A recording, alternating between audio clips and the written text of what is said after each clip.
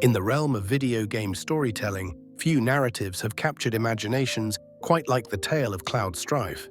His story threads through time itself, weaving past and present into something both deeply personal and cosmically significant. The spiky-haired swordsman with the impossibly massive blade has become more than just a character. He is an icon, a symbol, a mystery wrapped in layers of trauma and truth. But who is Cloud Strife? The answer is far more complex than most realize. Before we can truly understand him, we need to journey back. Not just to his childhood in Nibelheim, but further still, back to when the planet itself was young, when beings called the Cetra walked beneath different stars, when an ancient evil descended from the cosmos and changed everything. 2,000 years before Cloud drew his first breath, the world known as Gaia bore witness to a catastrophe. The Cetra, an ancient race of people with a profound spiritual connection to the planet's life stream, lived in harmony with the natural flow of energy that sustained all life. They could commune with the planet itself, hear its voice, and guide its power. The Cetra represented humanity's potential, enlightened beings who understood that all life returned to the life stream upon death, becoming one with the planet in an eternal cycle. Then came Genova. Traveling through the void of space on a meteor, this extraterrestrial entity crashed into Gaia's northern pole with cataclysmic force. The impact created an enormous crater and unleashed something far worse than physical destruction. Genova brought with it a plague, a corruption that spread through the Cetra population like wildfire through dry timber. The creature possessed abilities that defied comprehension. It could mimic those it encountered, could twist thoughts and memories, could infect not just bodies but minds and souls. The Cetra gathered at the impact site, desperately attempting to heal the massive wound torn into their world. But Genova attacked them there, and the ancient race was nearly wiped from existence. In their dying moments, the remaining Cetra managed to seal Genova away deep within the geological strata, imprisoning the alien horror before it could consume all life. The planet itself responded to this threat by creating massive biological weapons, creatures of immense power meant to defend against such catastrophic dangers. But with Genova sealed, these weapons entered a dormant state, sleeping within the northern crater, waiting for a threat that wouldn't arrive for millennia. The Cetra civilization collapsed. The few survivors integrated with humans over generations, their bloodline diluting until only scattered descendants remained, most unaware of their heritage. The knowledge of Genova, of what lurked frozen in the north, faded into myth and legend. For 2,000 years, the alien entity waited in its prison, neither living nor dead, dreaming in the darkness. This is the foundation upon which Cloud's story is built. This ancient evil, this forgotten cosmic threat, would reach across 2 millennia to shape the life of a boy not yet born, to twist his memories and identity, to make him question the very nature of his existence. Cloud Strife was born in the year 1986 in the small mountain village of Nibelheim. Tucked away in the shadow of Mount Nibel, this isolated community represented everything simple about rural life. The villagers knew each other, worked together, and existed in the peaceful monotony that characterized backwater settlements far from the sprawling urban centers like Midgar. For most children, Nibelheim would have been an idyllic place to grow up. For Cloud, it became a cage. From his earliest years, Cloud was different. Where other children formed easy friendships and played together without thought, Cloud remained separate. He was serious, introspective, brooding in a way that set him apart from his peers. This wasn't by choice initially. Cloud wanted connection, wanted to belong, but something about him made that difficult.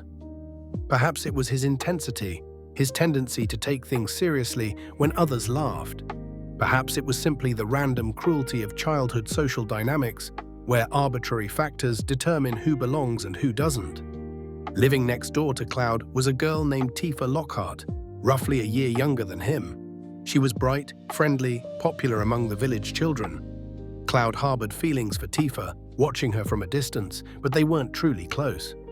Their paths rarely crossed in any meaningful way. She existed in the center of the village's social life, surrounded by friends. He existed on the periphery, looking in. The turning point came when Cloud was 9 years old. Tifa's mother passed away, and the grief-stricken girl became convinced that she could find her mother's spirit by climbing Mount Nibel. The mountain loomed over Nibelheim, a dangerous presence even to experienced climbers. For children, it represented forbidden territory, a place where accidents happened and people disappeared. But grief doesn't respect danger, and Tifa set out on her quest. Cloud noticed and followed her. Why he did this remains a question. Perhaps he wanted to protect her. Perhaps he saw an opportunity to be her hero, to finally bridge the gap between them. Perhaps he simply felt compelled, drawn by feelings he couldn't articulate.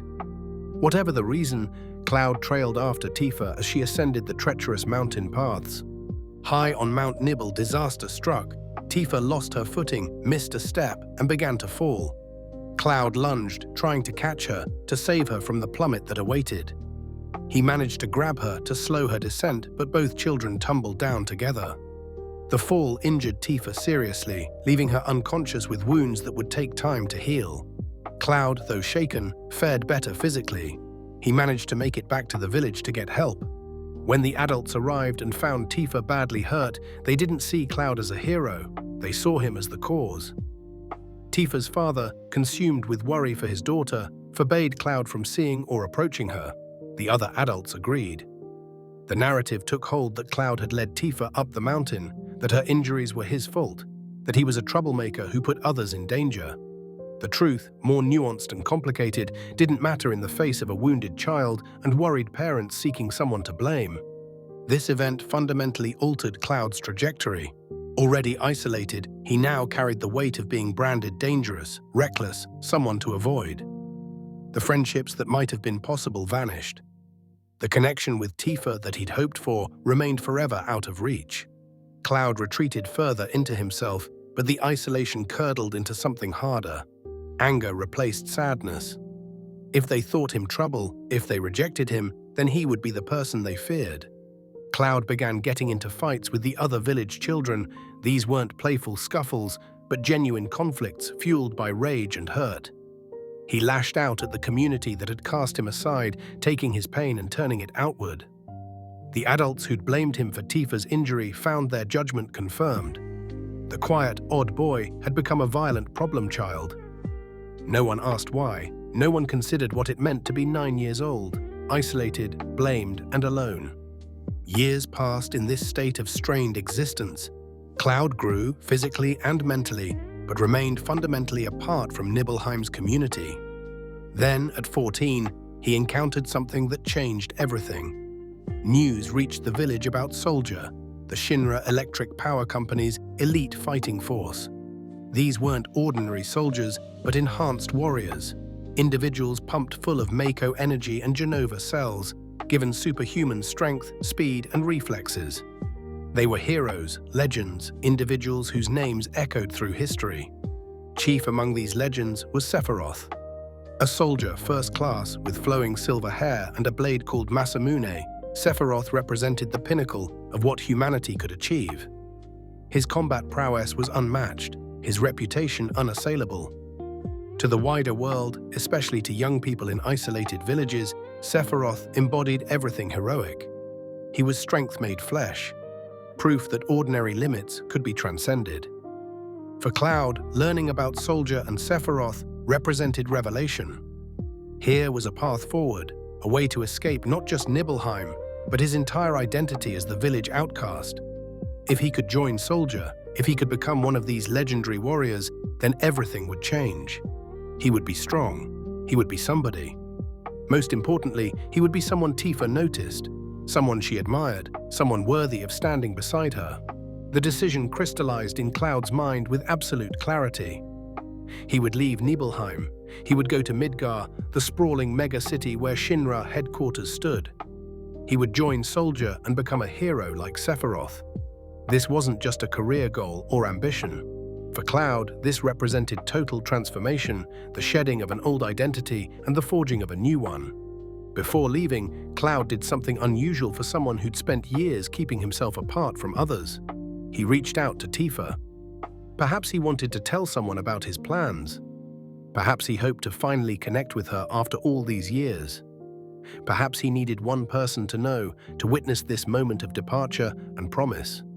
On a spring evening, Cloud called Tifa to meet him at Nibelheim's water tower, a location considered the village's dating spot, a place where couples went to be alone together. Tifa came, surprised by the invitation. They stood together under the stars, and Cloud told her everything. He was leaving. He was going to Midgar. He would join Soldier, become first class like Sephiroth, make a name for himself. He spoke with passion and conviction, the words flowing with an intensity that must have surprised both of them. This quiet, angry boy who barely spoke was suddenly opening up, sharing his dreams and plans. Tifa listened, and in that moment, something shifted between them. She was impressed by his determination, touched by his vulnerability in sharing this with her. The conversation took on a weight neither had anticipated. Tifa made Cloud promise something. If she ever found herself in trouble, if she ever needed help, he would come and save her. Like a hero in the stories, like a knight rescuing a princess. It was half serious, half playful, but Cloud agreed. He promised. That promise would echo through the years ahead in ways neither could imagine. It would become central to Cloud's identity, a touchstone he would cling to when everything else fell apart. It was made by a 14-year-old boy who desperately wanted to matter to the girl next door, but it would shape the destiny of the planet itself.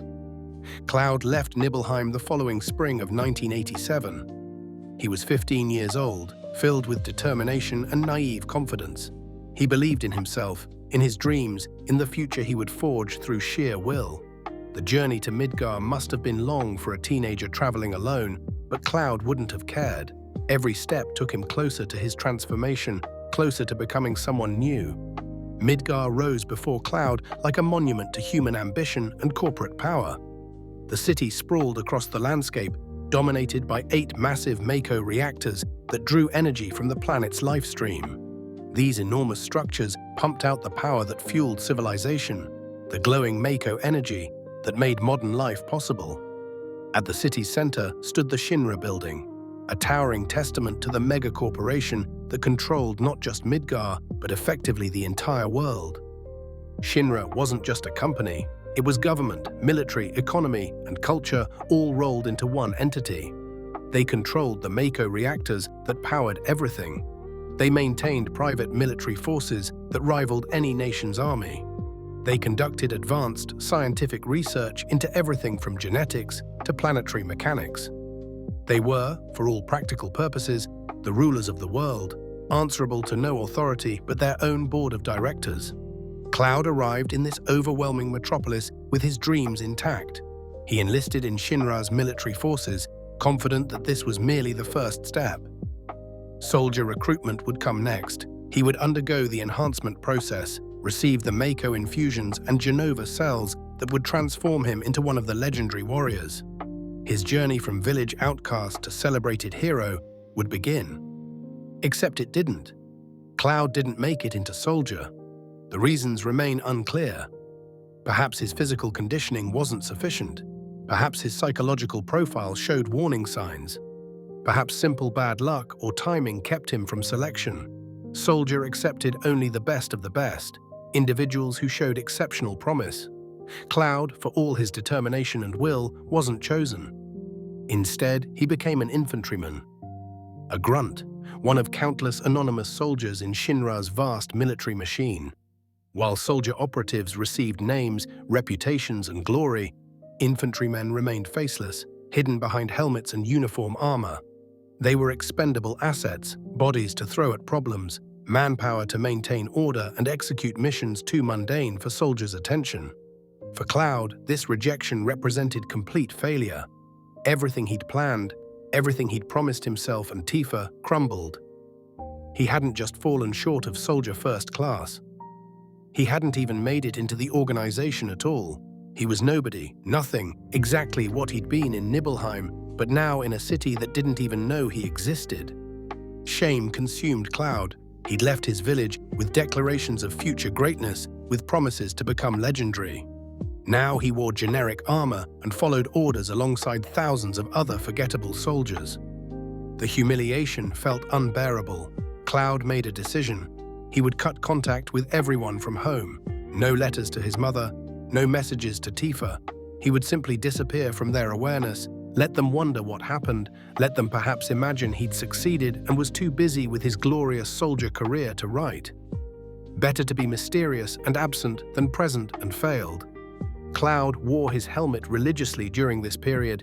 The armor wasn't just physical protection, but psychological armor, a mask that hid his identity and shame. He could be anyone or no one.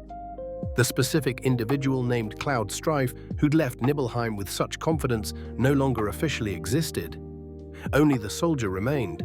Yet this dark period wasn't without moments of light. During a mission in June of 1987, Cloud found himself assigned to protect a scientist named Professor Rayleigh from an attack by Avalanche, an insurgent group opposed to Shinra's exploitation of the planet's Mako energy. The mission didn't go well. Cloud and his team were unsuccessful in preventing Avalanche's assault. But Professor Rayleigh survived thanks to intervention by a Turk, one of Shinra's elite operatives. More importantly, during this mission, Cloud displayed impressive sword skills that exceeded expectations for a regular infantryman. Someone noticed. Someone saw potential in this particular soldier. While Cloud didn't know it at the time, his abilities were being observed, evaluated. Perhaps there was more to him than his initial rejection from Soldier suggested, but this recognition would come too slowly to save him from what came next. Autumn arrived in 1987, and with it came a mission to Modeoheim. A frozen wasteland dotted with Mako excavation facilities, Modeoheim represented one of Shinra's resource extraction operations. The company maintained these facilities across the planet, drawing the Mako energy from deep beneath the surface, converting the planet's life force into power that fueled civilization's expansion. Cloud was assigned as part of the infantry force sent to Modeoheim. The mission specifics weren't fully shared with regular soldiers. They went where ordered, fought when commanded, asked few questions. What Cloud couldn't have known was that this particular mission would introduce him to someone who would fundamentally alter his life's trajectory. Soldier First Class Zack Fair was also dispatched to Modeoheim. At 20 years old, Zack represented everything Cloud had dreamed of becoming. He'd achieved the rank that Cloud desired, possessed the enhanced abilities that came with Mako infusion and Genova cells, and carried himself with the confidence of someone who'd earned his place among legends. Zack wielded the Buster Sword, an enormous blade inherited from his mentor Angeal Hewley, and he fought with skill that bordered on the supernatural. But what made Zack different from what Cloud might have expected was his personality. He wasn't arrogant or distant. Zack was warm, friendly, enthusiastic. He treated regular soldiers with respect rather than contempt. When his transport crashed near Modeoheim and he found himself working alongside the infantry force that included Cloud, Zack didn't maintain the typical soldier superiority complex. He talked to them, he learned their names, he treated them as comrades rather than cannon fodder. Cloud and Zack struck up a conversation during the mission. They discovered a connection they hadn't expected. Both came from small, rural villages far from Midgar's sprawl. Zack hailed from Gongaga, a backwater town that shared Nibelheim's isolated character. They were both country boys who'd come to the big city seeking something more. This common ground created an instant bond, a friendship that would grow despite the gap in their official ranks. During the Modeoheim operation, Cloud and Zack infiltrated a Mako excavation facility together. There, they encountered Genesis Rhapsodos, a former SOLDIER First Class who'd gone rogue, and Dr. Hollander, a scientist involved in shadowy projects. The mission grew complicated, dangerous, but Cloud proved himself. He fought well, kept pace with Zack despite his lack of enhancement, showed courage and skill that impressed the soldier warrior. From that day forward, Zack and Cloud maintained their friendship. It might seem unlikely, a soldier first class and a regular infantryman forming a genuine bond across the rigid hierarchies of military service. But Zack was exceptional precisely because he didn't care about such barriers. He saw Cloud not as a lesser soldier, but as a friend, as someone worth knowing beyond rank and status. For Cloud, this friendship represented validation. Yes, he'd failed to make soldier. Yes, he wore a helmet to hide his shame and identity. But someone who'd achieved what Cloud couldn't. Someone at the pinnacle of what Cloud aspired to be saw value in him, treated him as an equal, shared stories, jokes, and the camaraderie that comes from facing danger together. Zack's acceptance helped heal some of the wounds that rejection had opened. Over the months that followed, whenever missions brought them together, Cloud and Zack continued developing their bond. Zack spoke of his girlfriend, Aerith Gainsborough, a flower girl living in the Midgar slums whom he'd met during a mission. He talked about his dreams, his struggles within Soldier's political landscape, his concerns about the increasingly questionable orders coming down from Shinra leadership. Cloud listened and occasionally shared pieces of his own story, though he remained guarded about certain details. Their friendship meant Zack heard about Nibelheim, about Cloud's childhood, about his reasons for joining Shinra's military in the first place. Though Cloud didn't share everything, didn't fully reveal the depth of his shame about failing soldier selection, Zack gained enough context to understand that this infantry soldier carried heavy burdens. It made Zack more protective, more inclined to look out for Cloud during missions, to ensure his friend's survival and success. Neither of them could have anticipated how crucial this friendship would become, how it would determine Cloud's survival, shape his identity, and ultimately influence the fate of the entire planet. For now, it was simply two young men from small towns, finding connection in a world dominated by corporate power and endless military operations. September of 1988 brought a mission that Cloud had dreaded since enlisting. Orders came down, assigning him to a team investigating issues at the Mako reactor on Mount Nibel. The location, Nibelheim. Cloud would be returning to his home village as part of an infantry escort force. The mission would be led by Soldier First Class Sephiroth himself, with Zack Fair also assigned to the operation. Two other infantrymen, including Cloud, completed the team. For Cloud, this created an impossible situation. He'd cut all contact with Nibelheim, had left his mother and everyone else believing he'd succeeded in joining Soldier. Now he would return as an anonymous infantryman, hidden behind a helmet, having achieved none of what he'd promised. The shame felt crushing. There was no avoiding the mission, no way to request reassignment without raising questions he couldn't answer. He would have to go back and hide in plain sight, concealed behind his armor, while Sephiroth and Zack received the recognition and respect. The journey to Nibelheim must have been torturous for Cloud. Every step brought him closer to the village that represented his origins and his failures. He would walk streets he'd known as a child, pass houses of people who'd watched him grow up, all while pretending to be a stranger. The only consolation was the helmet that would hide his identity. As long as he kept it on, as long as he said nothing to reveal himself, he could maintain the fiction. They arrived on September 22nd, 1988. The village looked exactly as Cloud remembered. Nothing had changed in the 2 years he'd been gone. The same buildings, the same water tower standing in the center of town, the same people going about their daily lives. Except now, Cloud saw it all through a helmet's eyepieces, separated from it by more than just plastic and metal. Tifa Lockhart was assigned as their guide for the mountain ascent. Now 17, she'd grown into a beautiful young woman, and seeing her again must have twisted something inside Cloud. Here was the girl he'd made promises to, the person he'd wanted to impress more than anyone. She stood there talking to Sephiroth and Zack, clearly awed by the presence of a soldier first class, unaware that the boy she'd known stood mere feet away behind an infantryman's anonymous armor.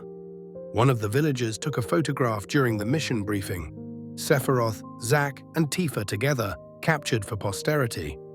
Cloud would have been there too, somewhere in the frame, unidentifiable and ignored. The image encapsulated everything about his situation. Present but invisible, witnessing but not participating in moments that should have been his. Cloud did allow himself one exception to his anonymity. Under cover of privacy, he visited his mother. He didn't reveal that he'd failed to make Soldier, let her believe whatever she wished about his success. They spoke briefly. She asked about his life in Midgar, happy to see her son despite the unexpected visit. For Cloud, this represented a small mercy in an otherwise humiliating situation. At least his mother could still speak with him, even if the conversation required omitting uncomfortable truths. Zack, as Cloud's friend, knew the real story. He accompanied Cloud during the visit to his mother, providing moral support. When they met up afterward, Cloud expressed his frustration. If only he'd made Soldier, things would be different. He wouldn't be hiding, wouldn't be ashamed. Zack tried to comfort him, but notably said something interesting. Soldier was like a den of monsters. It wasn't quite the encouragement Cloud sought, but it suggested Zack's growing disillusionment with the organization he'd once aspired to master. The mission continued. Tifa guided them up Mount Nibel toward the Mako reactor that needed investigation. The path wound through treacherous mountain terrain, the same paths Cloud had traversed years ago when following Tifa to rescue her. Now he walked them again, still trying to protect her in his way, still hidden from her sight. Inside the reactor, Sephiroth and Zack discovered something that would change everything. The facility housed experiments, horrible, failed attempts to create enhanced soldiers. These mechanoids were humans subjected to massive Mako exposure and Genova cell injection, their bodies mutated into grotesque parodies of life. They weren't soldiers, but monsters, kept in pods, evidence of Professor Hojo's ruthless experimentation. Sephiroth also found Genova herself, or rather, he found what remained of the alien entity, its body parts stored in a chamber within the reactor. Labels identified it, Genova. For Sephiroth, this discovery triggered questions about his own origins that had haunted him for years. He'd been told his mother was named Genova. But what did that mean when Genova appeared to be this preserved alien specimen? Outside the reactor, Genesis Rhapsodos appeared again. The rogue soldier attacked the facility, and during the confrontation, Cloud tried to protect Tifa from harm. He was successful in shielding her, but Genesis knocked him unconscious. Tifa helped Cloud back to the village, never recognizing him behind his helmet. When Cloud regained consciousness, he was devastated. Even when trying to fulfill his promise to protect her, he'd failed, been knocked out, had to be carried to safety. The shame deepened. Sephiroth, meanwhile, had entered a fugue state. The discovery in the reactor combined with Genesis's taunts about his origins broke something in the legendary soldier. He locked himself in the Shinra mansion at Nibelheim's Edge, a decrepit building that housed research materials from decades of Shinra scientific projects. For several sleepless days, Sephiroth immersed himself in Professor Gast Feremis's writings, learning about the Genova project, about the experiments that had created him, about what he truly was. The truth shattered Sephiroth's sanity. He was a product of the Genova project, created by injecting an unborn child with cells from the alien entity. He'd been manufactured, not born naturally.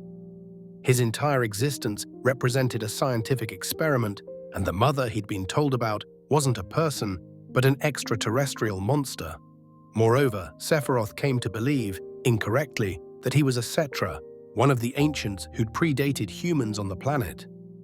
In his broken mind, this meant humans had stolen the world from his people, and he had a right to reclaim it. October 1st, 1988. Everything changed on this date. Sephiroth emerged from the Shinra mansion's basement, his mind utterly destroyed by what he'd learned. He declared war on humanity, viewing them as thieves who'd stolen the planet from the Cetra. He would take it back. He would reunite with Genova, his mother, and together they would reshape the world. Sephiroth began by burning Nibelheim to the ground. The village that had stood for generations, the place Cloud called home, became an inferno. Buildings caught fire and collapsed. Villagers fled screaming through streets that had been peaceful hours before. Sephiroth moved through the chaos with terrible purpose, killing anyone he encountered, including Cloud's mother, who died in the flames. Cloud arrived back at the village to find it burning. He searched desperately for his mother, but found only ruins and bodies. Grief and rage overwhelmed him. He'd come back to Nibelheim ashamed and hidden. But now his home was being destroyed, his mother killed, everything erased by the man he'd once idolized. The legend, the hero he'd wanted to emulate, revealed himself as a monster. Sephiroth made his way back to the Mount Nibel reactor, intent on retrieving Genova's body. Tifa pursued him, desperate to avenge her father, whom Sephiroth had killed. She confronted the former soldier in the reactor's Genova chamber, but Sephiroth effortlessly defeated her, running her through with his blade and leaving her grievously wounded on the floor. Zack arrived next. He'd been trying to control the situation, to understand what had broken his fellow soldier. Now he faced Sephiroth in combat, wielding the Buster Sword with everything he had. But the difference in power was too great. Sephiroth was the strongest warrior soldier had ever produced, and even Zack at his peak couldn't match him. Sephiroth struck Zack down, sending him crashing into the lower levels of the reactor with wounds that left him barely conscious, which left Cloud, the anonymous infantryman, the failed soldier candidate, the boy from Nibelheim who'd returned in shame. He found Zack badly wounded and barely coherent. He found Tifa dying on the reactor floor, and he found Sephiroth standing in Genova's chamber, preparing to take the alien entity's body. Cloud picked up the Buster Sword that had fallen from Zack's grip. The weapon was enormous, impossibly heavy for someone without soldier enhancement. Cloud should not have been able to lift it, let alone wield it. But grief and rage granted him strength beyond normal limits. He approached Sephiroth, who must have barely registered the presence of a mere infantryman. Cloud ran Sephiroth through from behind. Ambush, not honorable combat, but Cloud wasn't thinking about honor. He buried the Buster Sword in Sephiroth's back, driving it deep, avenging his mother, his village, his entire world. For a moment, it seemed done, but Sephiroth wasn't finished. Even impaled, the enhanced warrior retained enough strength to react. He grabbed his own sword, the Masamune, and retaliated. As Cloud withdrew the Buster Sword, Sephiroth turned and ran the infantryman through, the blade piercing Cloud's abdomen. It should have been fatal. Cloud should have died there in the Genova chamber, another casualty of Sephiroth's rampage. Instead, something extraordinary happened. Cloud, despite the Masamune piercing his body, despite the fatal wound, grabbed the blade with his bare hands. Blood ran down his fingers as he gripped the impossibly sharp metal. Using the sword impaling him as leverage, Cloud summoned strength he didn't know he possessed. He lifted Sephiroth off the ground and hurled him bodily into the wall. When Sephiroth didn't fall, Cloud continued lifting him and the sword together, carrying him to the reactor's core. There, Cloud threw Sephiroth into the Mako reactor itself, sending the legendary warrior plummeting into the glowing depths. Sephiroth disappeared into the reactor core, into the raw Mako energy below.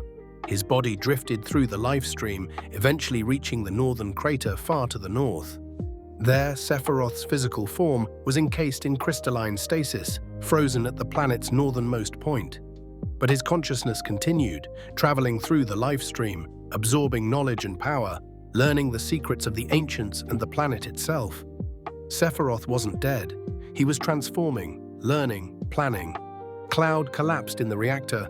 He'd saved Tifa's life, avenged his mother and village, defeated the legendary Sephiroth. And he'd done it all while wearing an infantryman's helmet, anonymous and unrecognized. No one would know what Cloud had accomplished. No one would sing songs about the grunt who'd stopped a godlike warrior. He was simply another casualty, another body in the pile of Nibelheim's dead. Except Cloud didn't die. His body, against all logic and medical probability, continued functioning despite the massive trauma. Zangan, Tifa's martial arts instructor, found both Cloud and Tifa in the wreckage. He rescued Tifa, getting her to safety and eventually to Midgar, where she could receive medical treatment. But Cloud was taken somewhere else, somewhere far worse. Professor Hojo found the wounded infantryman and the unconscious Zack Fair. He saw opportunity. Sephiroth, his greatest creation, had apparently been destroyed. But Hojo could try again. He could attempt to recreate that success, perhaps even improve upon it. And here were two convenient test subjects already in Nibelheim, already involved in the incident. Perfect raw material for experimentation. Hojo collected Cloud and Zack, along with other survivors from Nibelheim, and transported them to the Shinra Mansion's basement. This decrepit building, where Sephiroth had gone mad reading research documents, now became a laboratory for new horrors. In the basement's depths, Hojo had maintained experimental facilities for years, conducting research away from the scrutiny of Shinra's main labs. What followed was 4 years of nightmare. Cloud and Zack were confined to tubes, suspended in Mako-infused fluid. Hojo injected them repeatedly with Genova cells, the same alien genetic material that had created Sephiroth. The goal was to create Sephiroth clones, Not genetic copies, but individuals infused with the same alien cells, potentially controllable, potentially useful as replacements for the legendary soldier. Zack had already undergone the soldier enhancement process years earlier. His body had been conditioned to handle Mako exposure and Genova cells in measured doses. While Hojo's experiments were more extreme, more brutal than normal soldier creation, Zack's enhanced physiology could process it. He remained somewhat stable, though the experience left deep psychological and physical scars. Cloud had no such advantages. As an ordinary human without prior enhancement, his body couldn't handle what Hojo subjected him to.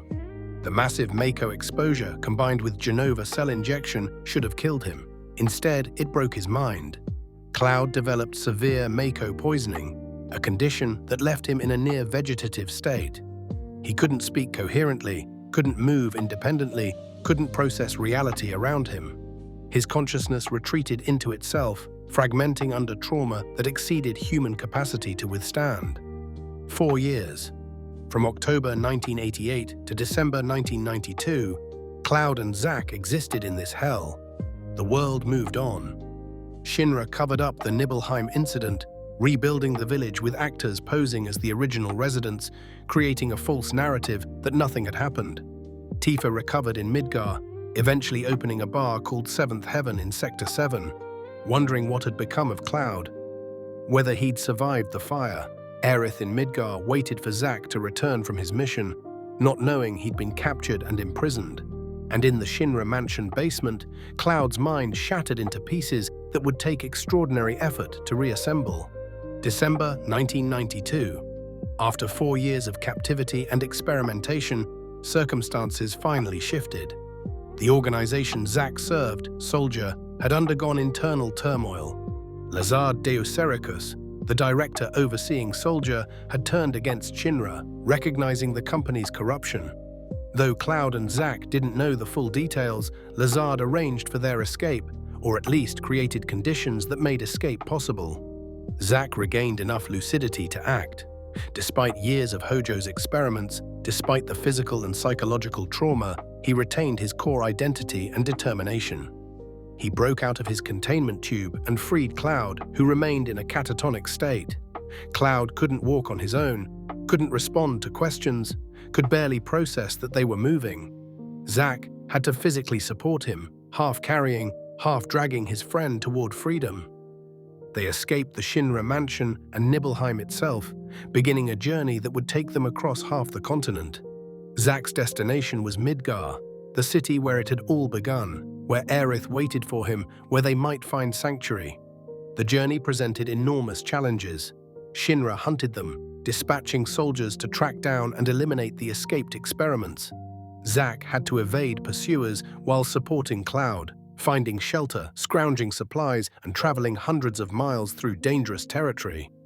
For nearly a year, they survived on the run. Zack talked to Cloud constantly during this period, despite Cloud's inability to respond. He told stories, shared memories, spoke about their dreams and plans. Zack described what they'd do when they reached Midgar, how they'd both become mercenaries, make names for themselves without Shinra's control. He talked about Aerith, about Cloud's promise to Tifa, about the lives they'd build. Cloud heard some of this on some level. His conscious mind remained fragmented and inaccessible, but information filtered through. Zack's stories, Zack's memories, Zack's experiences, all of it accumulated in Cloud's broken psyche, mixing with his own memories, becoming confused and intertwined. They made it tantalizingly close to their goal. By September 1989, Zack and Cloud had reached the cliffs overlooking Midgar. The city sprawled before them, vast and industrial, the 8 Mako reactors rising like monuments.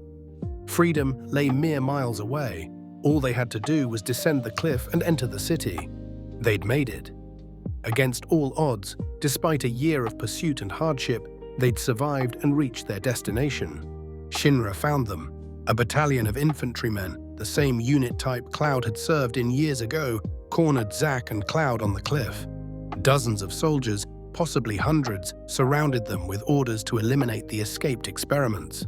Shinra couldn't allow them to live, to potentially expose what had been done in the Shinra mansion, to reveal the truth about the Nibelheim incident. Zack positioned Cloud in a safe spot and picked up the Buster Sword. He faced the army alone, determined to protect his friend one final time. What followed was a last stand that would enter legend, though few would ever know it happened. Zack fought with everything he had. He cut through soldier after soldier, moving with the enhanced speed and strength that made Soldier legendary. His skill was extraordinary, his determination unbreakable. But there were too many. No matter how skilled, no matter how enhanced, one person cannot defeat an entire battalion. The soldiers kept coming, kept shooting, kept attacking. Zack's strength began to fade. His movement slowed. Wounds accumulated faster than his enhanced healing could address. He was dying, and he knew it, but he kept fighting because stopping meant Cloud's death too. Finally, Zack fell. Gunned down by Shinra infantry, he collapsed on the cliff, his body riddled with bullets, the Buster Sword lying beside him. The battalion, satisfied their target had been eliminated, departed. Cloud was presumably too far gone to matter. Let the catatonic failure die of exposure or starvation. Their mission was complete. Except Cloud didn't remain catatonic. The sound of gunfire, the sudden absence of Zack's presence, something penetrated the fog of Mako poisoning. Cloud stirred, consciousness returning in fragments. He moved, crawling toward where Zack had fallen. He found his friend lying in an expanding pool of blood, the life draining from him with each passing second. Zack's eyes focused on Cloud with recognition. In his final moments, he saw that his friend had emerged from the mental prison that had held him for a year. They could actually say goodbye. Zack smiled despite the pain, despite knowing these were his last breaths. He took Cloud's hand and placed it on the Buster Sword's handle. "You're going to live. You'll be my living legacy." Zack entrusted everything to Cloud in that moment. The sword that had passed from Angeal to Zack now passed to Cloud. His dreams of being a mercenary, his goal of living free from Shinra's control, his very identity, all of it transferred to his friend. Zack knew he was dying and found peace in knowing Cloud would carry something of him forward. Then Zack Fair, soldier, first class, age 23, died on that cliff overlooking Midgar. He'd given everything to save his friend, had fought an entire army alone, had dragged Cloud across half a continent, and in the end he'd died mere miles from the salvation he'd sought. The tragedy of it, the fundamental injustice, would echo through the years ahead. Cloud remained beside Zack's body for some time. How long, precisely, remains unclear. Eventually he stood. He lifted the Buster Sword, impossibly heavy for someone without soldier enhancement, and began walking, the sword dragged behind him, scraping the ground as Cloud stumbled toward Midgar's lights. He was alone, traumatized, his mind in pieces, but he was moving forward. Zack had told him to live, and Cloud would honor that last request. As he walked, something was forming in Cloud's shattered psyche. The Mako poisoning, the Genova cells in his body, the trauma of watching Zack die, Tifa's memories of him, his own desperate desire to be something more than he was, all these elements combined in a catastrophic way. Cloud's mind was constructing a new identity, a false persona built from fragments of truth and desperate fiction. When Cloud reached Midgar's train station in Sector 7, stumbling in with the Buster Sword and wearing the tattered remains of a soldier uniform Zack had given him, Tifa found him. She'd been living in Midgar for years now, working with Avalanche and running the Seventh Heaven Bar. She recognized Cloud immediately. They'd been childhood friends, neighbors in Nibelheim. But Cloud wasn't entirely Cloud anymore. The Genova cells in his body reacted to Tifa's presence, to her memories of him. They reached out, mimicking, altering, constructing. Cloud's fragmented mind seized on what it perceived in Tifa, her memories of him, her understanding of what Soldier was, her expectations. Combined with Zack's stories from their year together, combined with Cloud's own desperate need to be something other than a failed infantryman, a new identity crystallized. Cloud believed he was a soldier first class. He believed he'd joined the organization, been enhanced, fought alongside Sephiroth as an equal. His memories of Nibelheim placed him in Zack's role, the soldier who'd accompanied Sephiroth to investigate the reactor. The nameless infantryman in those memories was just that, nameless, some other person. Cloud had taken Zack's experiences, Zack's accomplishments, Zack's identity, and integrated them into his own personal history without conscious awareness of what he'd done. This wasn't malingering or deliberate deception. Cloud genuinely believed the false memories were real.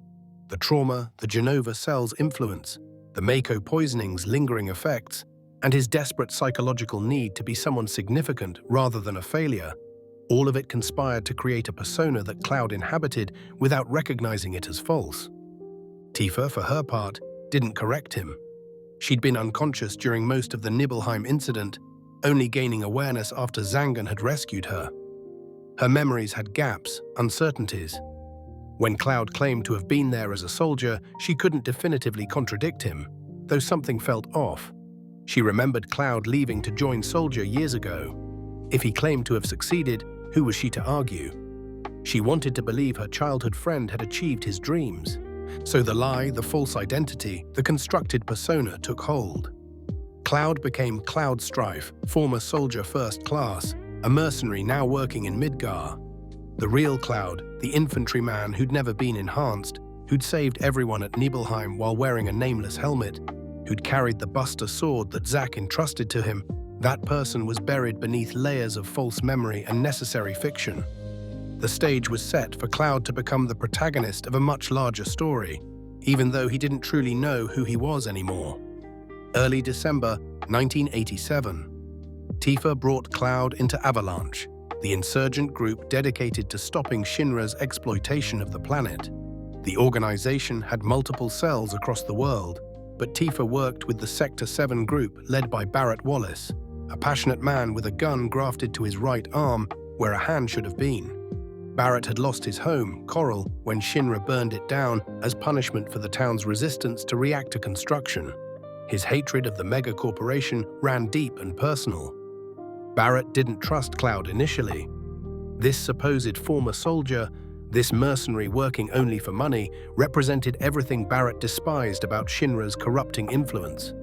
Cloud's indifferent attitude toward Avalanche's environmental mission didn't help. When Barrett tried to explain about the planet dying from Mako extraction, Cloud's response was dismissive. He didn't care about the planet. He was there for the paycheck Tifa had promised, nothing more. But Cloud was undeniably skilled in combat. The false persona he'd constructed came with Zack's combat abilities, integrated through the Genova cells and Cloud's own considerable natural talent. When wielding the Buster Sword, Cloud fought with the prowess expected from SOLDIER First Class. Avalanche needed that skill, especially for their planned bombing of Mako Reactor 1. The mission proceeded on December 9th.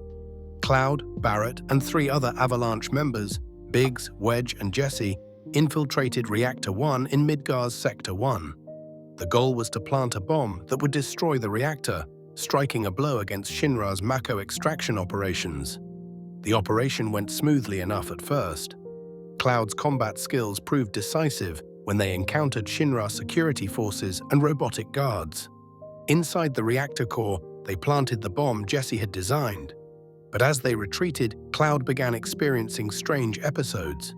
His head would suddenly fill with splitting pain and he'd see visions, flashes of things that didn't make sense, whispers that seemed to come from nowhere. These headaches would become recurring throughout Cloud's journey, symptoms of his fractured psyche and the Genova cell's influence. They escaped the reactor just before it exploded. The blast succeeded in destroying the facility, but the celebration was short-lived.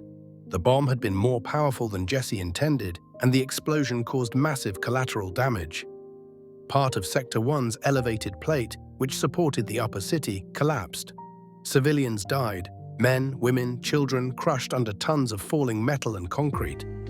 Jesse was horrified, believing she'd miscalculated the bomb's yield. The truth, which they'd only learn much later, was that Shinra had deliberately enhanced the explosion to make Avalanche look like terrorists who didn't care about civilian casualties. Cloud returned to 7th Heaven, Tifa's bar that served as Avalanche's base. The mission had paid 2,000 gil, but Cloud had expected double.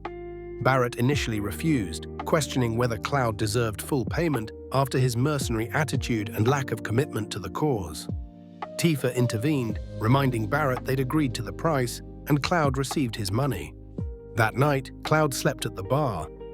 He woke to find Tifa standing outside, staring at the night sky. They talked briefly, and something in their interaction hinted at deeper history between them.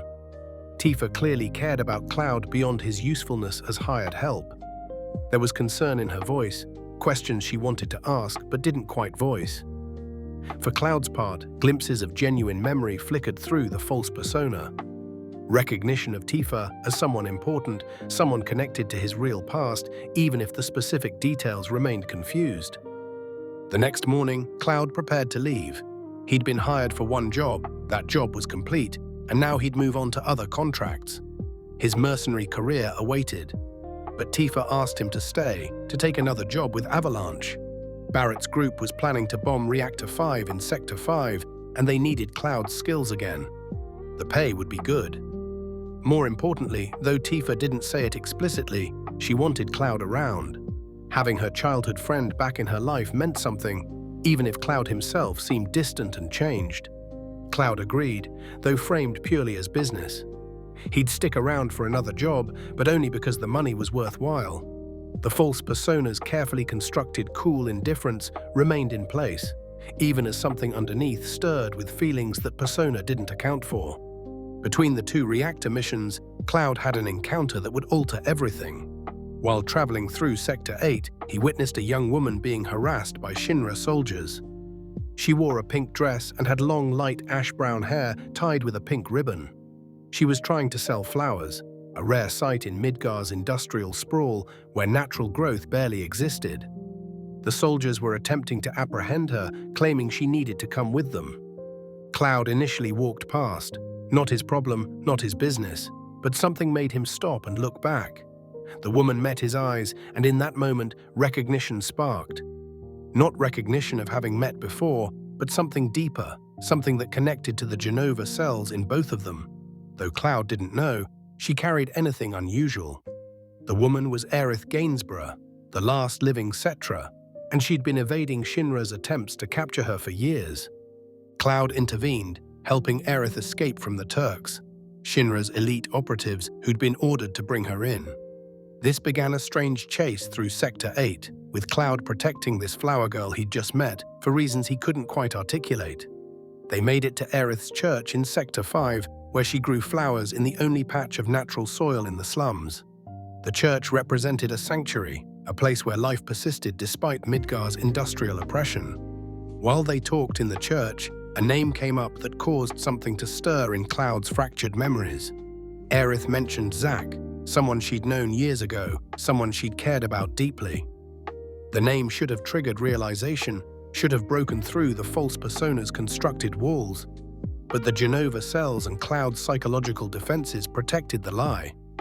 He felt something, a twinge of pain and loss, but couldn't identify why that name mattered. Reno and the Turks found them at the church.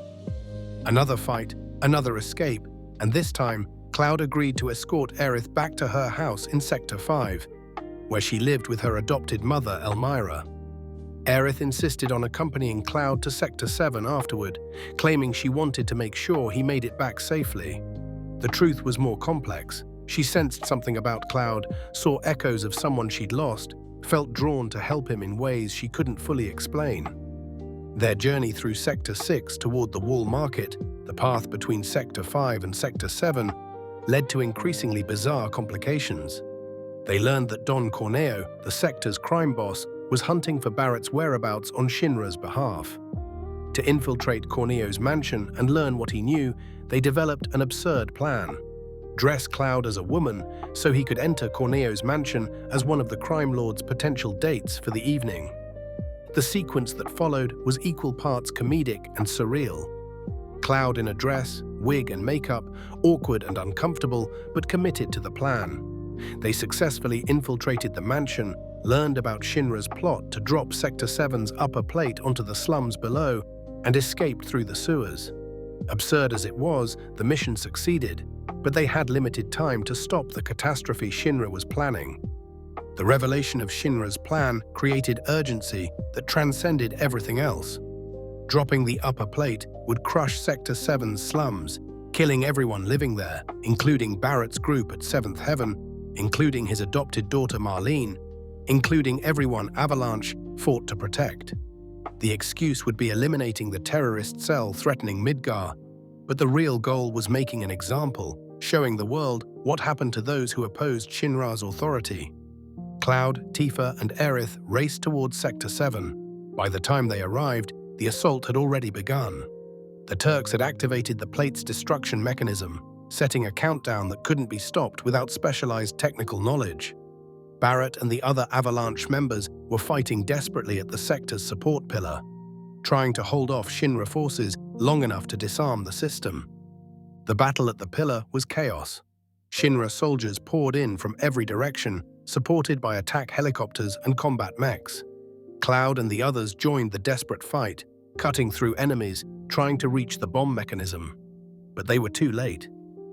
Even as they fought, even as they pushed through Shinra's forces, the countdown reached 0. The explosives detonated, severing the support pillar. Without its primary anchor, Sector 7's plate began its inevitable descent. The massive steel structure, miles across, fell toward the slums it had supported.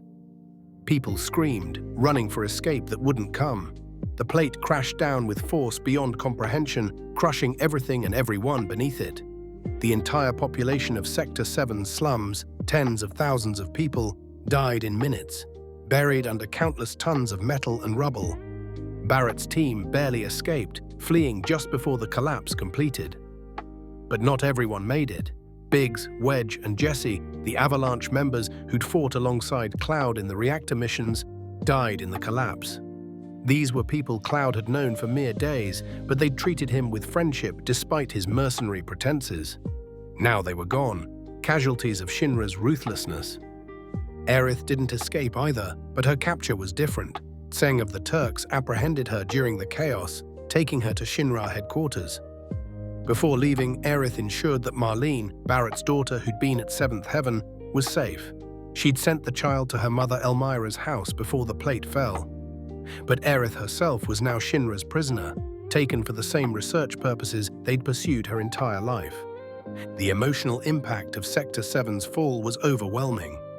Barrett had lost his base, his team, nearly lost his daughter. Tifa had lost her bar, her home, her life in Midgar as she'd known it. Cloud, despite his affected indifference, felt the weight of failure. They'd known what Shinra planned and still couldn't stop it. Thousands dead because they weren't strong enough, fast enough, capable enough. Worse, Aerith was now in Shinra's hands, facing a fate potentially worse than death. Everyone knew what Shinra did with research subjects, especially one as unique as Aerith. The company's scientists would use her, experiment on her, dissect what made her special until nothing remained. Rescue seemed impossible. Shinra headquarters was the most heavily defended building in Midgar, possibly the world. Storming it with a handful of people bordered on suicidal. Cloud made the decision anyway. They would infiltrate Shinra headquarters and rescue Aerith. Barrett agreed despite the insanity of the plan. They'd already lost too much, couldn't afford to lose more. Tifa supported it as well. And so, in what should have been mourning for thousands dead, they pivoted to an impossible mission that reason said would only add to the body count. The infiltration happened that same night. They entered through unconventional means, climbing the building's exterior, accessing maintenance routes, exploiting gaps in security that shouldn't exist, but did through a combination of skill and desperate luck. Inside, they fought through Shinra security forces, making their way up floor after floor of the massive building. On the 67th floor, in Professor Hojo's laboratory, they found Aerith. She was confined in a specimen chamber, subjected to observation by Shinra's head of the science department. Hojo had plans for her that involved breeding her with other specimens to produce offspring with Cetra powers.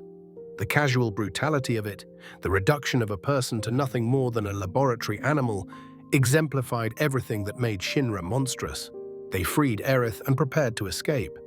But in the lab, they encountered something else that stopped Cloud cold. In a chamber labeled with high-level containment protocols, something was displayed. What it was exactly, Cloud couldn't process clearly.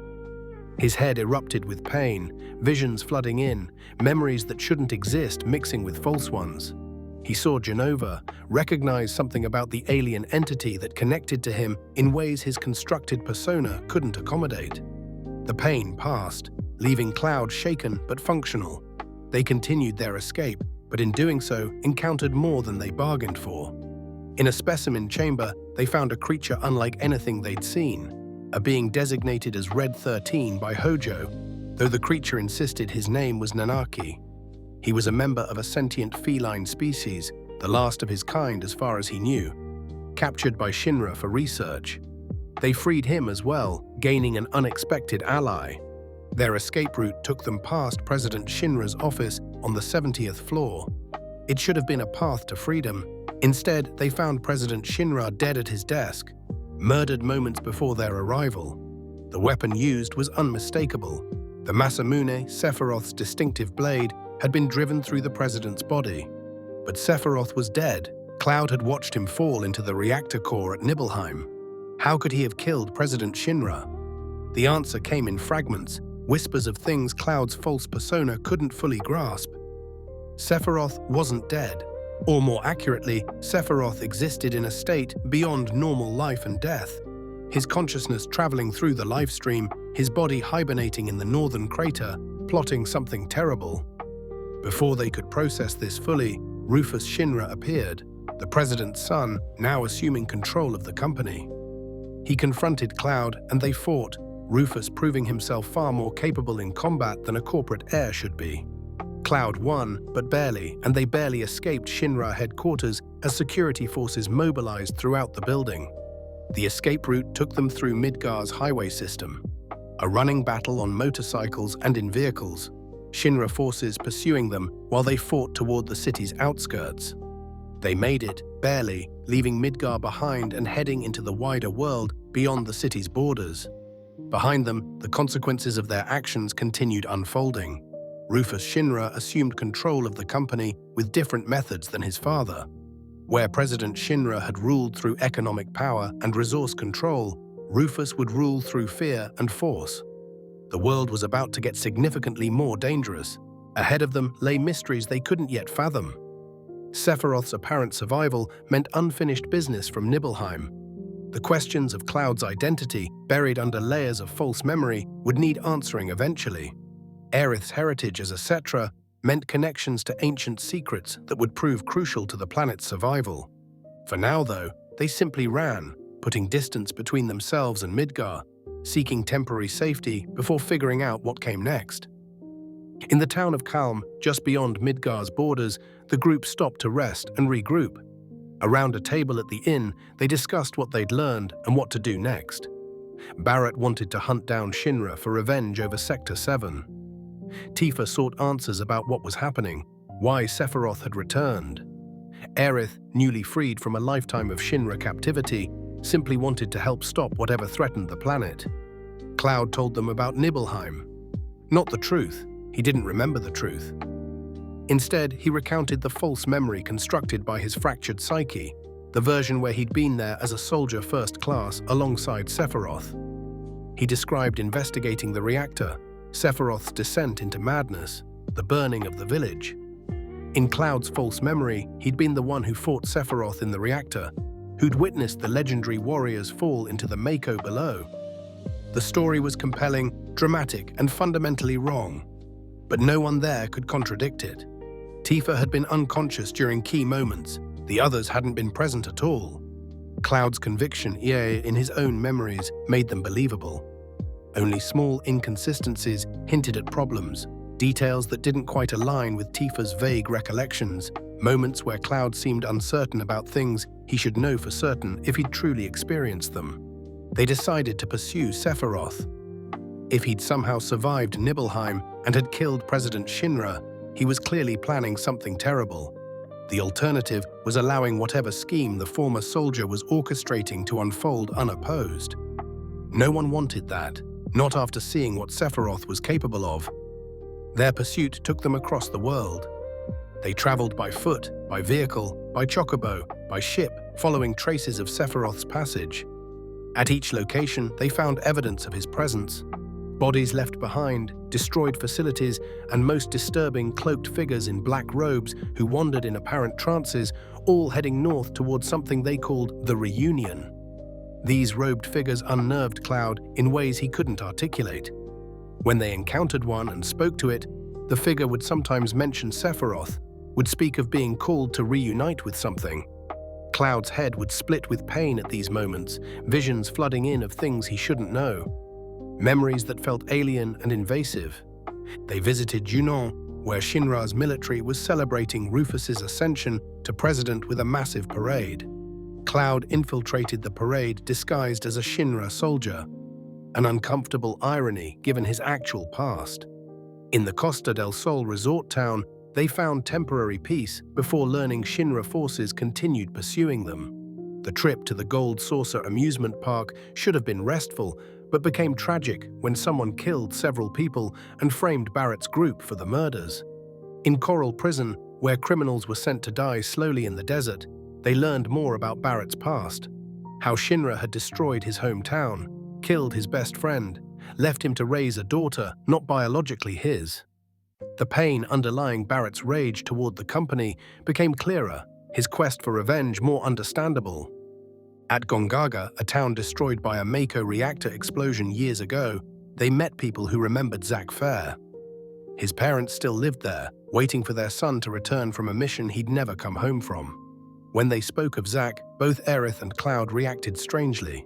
Aerith's sadness made sense. She'd loved Zack, had waited for him for years before giving up hope. Cloud's reaction was more complex, pain and confusion and something his false persona couldn't accommodate. They traveled to Nibelheim, where Cloud experienced psychological dissonance that should have broken through his constructed memories.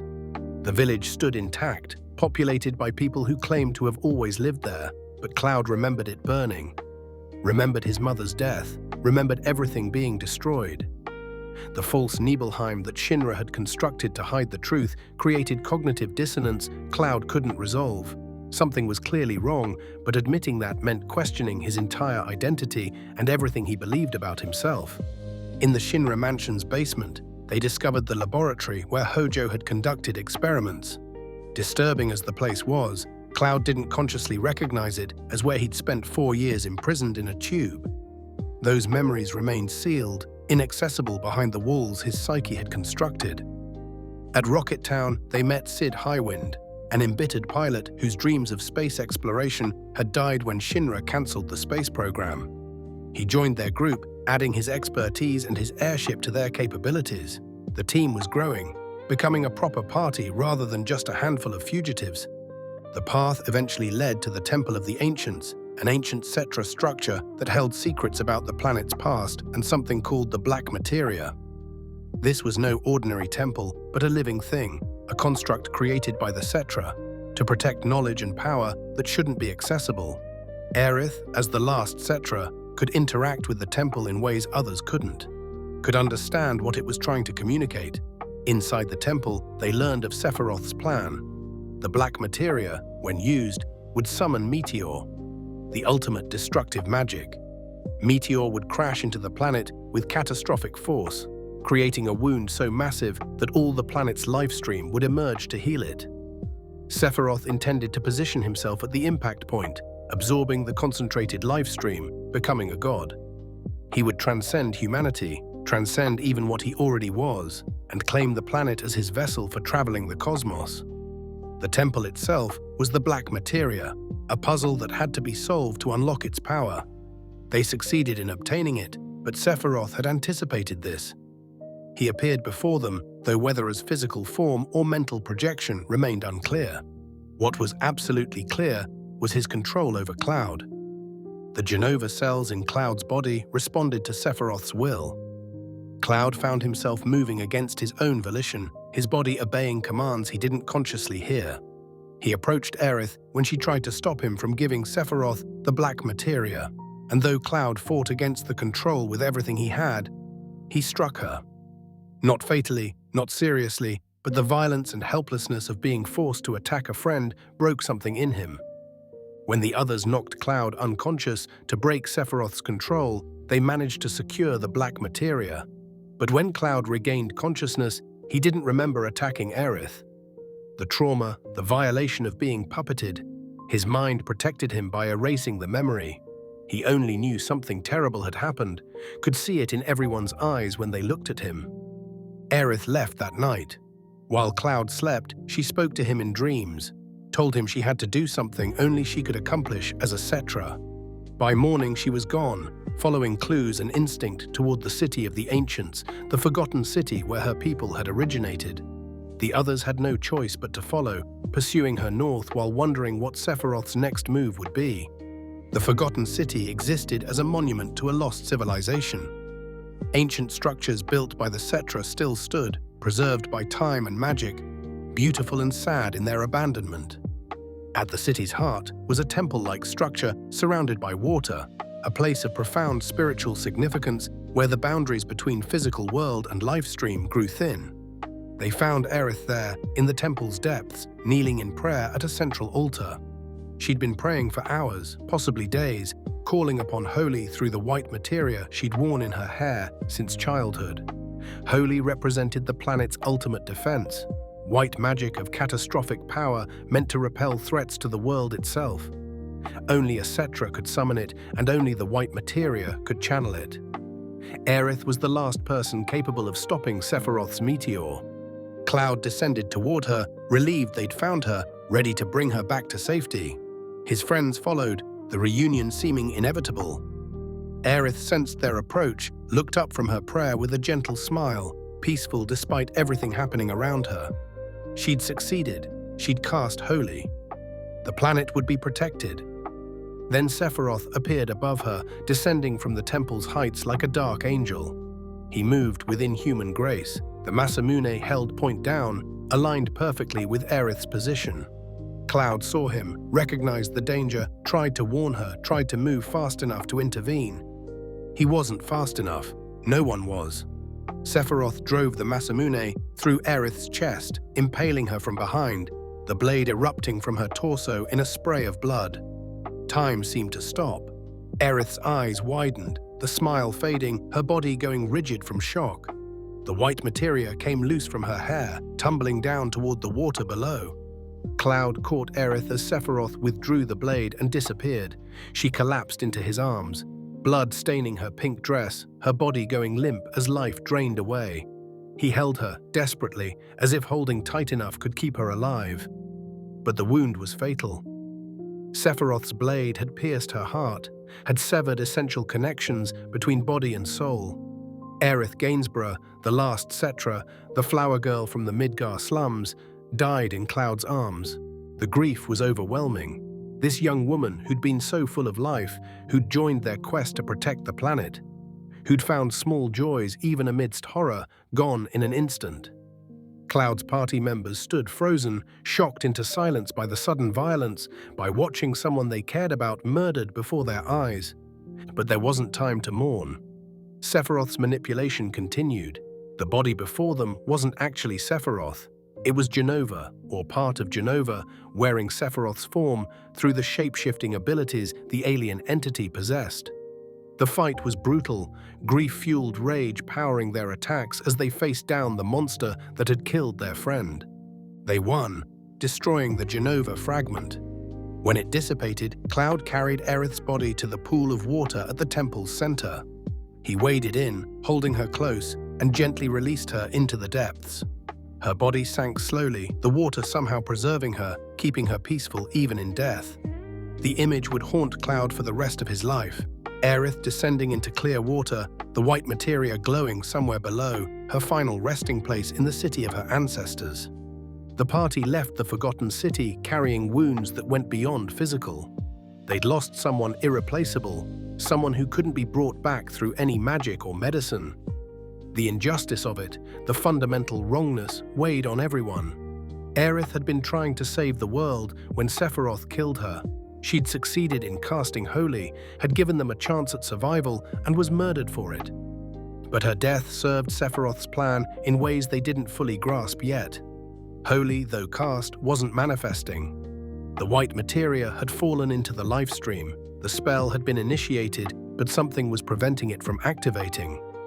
Sephiroth's will, stronger than anyone realized, was holding Holy back. As long as he existed, as long as his consciousness dominated portions of the lifestream, the planet's ultimate defense couldn't function. They continued north, tracking Sephiroth toward the northern crater where the ancient Genova impact site lay. The journey took them through increasingly harsh terrain into lands where few humans ventured, toward the planet's northernmost point. Along the way, they encountered more black-robed figures, all shambling north in response to the reunion that Sephiroth had called. What they didn't fully understand yet was that Cloud was part of that reunion too. The Genova cells in his body, placed there by Hojo's experiments, responded to Sephiroth's call, just like those in the robed figures. The difference was that Cloud retained enough identity, enough personal will, to resist the compulsion. But the pull was there, drawing him north, making him want to find Sephiroth, even as he claimed to want revenge for Aerith's death. At the northern crater, everything would finally come to a head. The truth about Cloud's identity, about Sephiroth's true form, about what had really happened at Nibelheim, all of it would be revealed. But that revelation would break Cloud entirely, shattering the false persona that had sustained him, leaving nothing but fragments where a person once existed. The northern crater yawned before them like the mouth of the underworld itself. Created 2,000 years ago when Genova's meteor struck the planet, the crater descended into depths that seemed bottomless, a wound in the world's surface that had never truly healed. The party descended into this massive chasm, fighting through creatures and obstacles, making their way toward the crater's heart where Sephiroth waited. They found him in a cavern deep below, suspended in crystalline stasis that had preserved his physical form since Nibelheim. But Sephiroth wasn't truly there, not mentally. His consciousness had been traveling through the lifestream for years, learning the planet's secrets, gathering power, orchestrating events from afar. The body in the crystal was merely an anchor, a physical form to return to when the time came. Sephiroth's consciousness manifested before them, addressing the party, but particularly focused on Cloud. He spoke of the reunion, of how all the Sephiroth clones that Hojo had created were being drawn here to become one with their progenitor. He spoke of Cloud specifically, about how Cloud had been hunting him all this time, driven by Genova cells to find and reunite with the source. Then Sephiroth showed Cloud his memories. Not Cloud's version of events, but the truth. Images flooded Cloud's mind of Nibelheim 5 years ago. But in these true memories, Cloud wasn't the soldier standing beside Sephiroth. He was the nameless infantryman in the background, hidden behind a helmet, insignificant and ignored. When Sephiroth and Tifa ascended Mount Nibel, Cloud had been there, but not as a participant, as background scenery. The images continued, showing Zack Fair as the soldier Cloud believed himself to have been. Zack fighting Genesis, Zack talking to Sephiroth, Zack investigating the reactor while Cloud stood guard outside. All the heroic moments Cloud remembered experiencing were actually Zack's memories, witnessed by Cloud but never his own to claim. Cloud's mind reeled. He tried to reject what he was seeing, insisted it couldn't be true. But Sephiroth pressed harder, showing more. Images of the Shinra Mansion laboratory. Cloud in a tube, pumped full of Mako and Genova cells. Hojo's experiments creating not a soldier, but a failed clone, a puppet meant to eventually be controlled by Sephiroth's will. Professor Hojo appeared then, having tracked them to the northern crater. He confirmed everything with clinical detachment, explaining his Genova reunion theory. All the clones he'd created, all the people infused with Genova cells and Sephiroth's genetic material, were meant to gather at the reunion and merge with Sephiroth. Cloud was just another experiment, another number in Hojo's research, not even successful enough to be noteworthy. The psychological assault was too much. Cloud's entire identity had been built on the foundation of being a soldier, of having succeeded where he'd actually failed. Learning that he wasn't Cloud Strife, the ex-soldier, but Cloud Strife, the failed experiment, that his memories were lies, that he'd never been anyone important, it shattered him completely. Cloud began to doubt everything. If he wasn't really a soldier, had he ever truly been Cloud Strife? Or was Cloud just a name assigned to a numbered experiment, a designation for one of Hojo's failures? Maybe he had no real past, no real identity at all. Maybe he was simply an empty vessel, a puppet Sephiroth could control whenever convenient. The black materia, which the party had recovered and entrusted to Cloud, became the final test. Sephiroth used his control over Genova cells to make Cloud approach with it. Cloud fought against the compulsion, tried desperately to resist, but his body moved forward against his will. He handed the black materia to Sephiroth, or rather to the closest reunion member who would place it near Sephiroth's crystalline prison. Cloud watched himself betray everything, as if observing from outside his own body. His hand extended, gave away the planet's doom, all while his consciousness screamed resistance that meant nothing. Sephiroth activated the black materia, summoning Meteor. The massive spell began its approach toward the planet, a catastrophe that would destroy all life when it struck. As the northern crater began to shake, as energy surged through the area from Meteor's summoning, Cloud's mind simply broke. The stress of forced betrayal, combined with the demolition of his entire identity, proved too much. He'd thought he knew who he was, had built a persona that made sense of his experiences. Learning it was all a lie, that he might not even be a real person, but simply an experiment that believed itself to be human. Cloud's psyche fragmented completely. He apologized to Tifa, told her he was sorry for being a fake, and then consciousness fled. Cloud collapsed as his mind retreated into itself, seeking escape from truths too painful to process. The crater's shaking intensified, the geography becoming unstable from Meteor's summoning. The party had to evacuate, dragging Cloud's limp body with them, fleeing just before the crater's collapse separated them. When the geological upheaval settled, most of the party made it to safety. But Cloud was gone, separated during the chaos, lost somewhere in the aftermath of the northern crater's transformation. Barrett and Tifa fell into a crevasse during the escape, surviving but trapped within the lifestream itself, that river of spiritual energy that flowed beneath the planet's surface. For Cloud, though, things were far worse. The planet's lifestream had pulled him down into its depths, subjecting him to immersion in raw spiritual energy. For someone with Mako poisoning, for someone whose mind had already fractured, this was catastrophic. When Cloud eventually surfaced near the town of Midil, he was catatonic, his mind completely gone. He couldn't speak, couldn't respond to stimuli, could barely process reality around him. He was alive only in the most technical sense, a breathing body without consciousness to inhabit it. The party found Cloud in Midil, a town on the southern continent that had grown around hot springs created by lifestream wells. They'd been searching for him since the northern crater incident, desperate to find their friend, even if they couldn't yet face the calamity of Meteor's approach. When they located Cloud, Tifa's relief turned immediately to horror at his condition.